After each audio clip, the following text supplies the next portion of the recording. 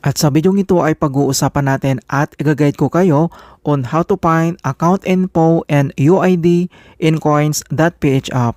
So ang next step ay kailangan mo lang mag-login or i-open mo lang dito ang yung coin.ph app and then i-click mo lang. So dito lang sa ating coins.ph profile homepage, dito lang sa top left corner, makikita mo dito yung ating coins.ph na profile icon, kailangan mo lang yan i-click. And then dito na tayo sa ating profile.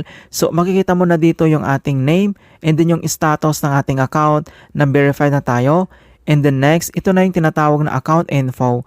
So ang ibig sabihin nito, ito yung registered na mobile number natin ng ating coin.ph account. So nandito na yung mobile number natin and then next, ito yung tinatawag na UID. So ang UID ay isa itong numerical user ID or universal ID na 19-digit na ginagamit para ma-identify ang account para sa promotions, price distributions, and coins pro trading.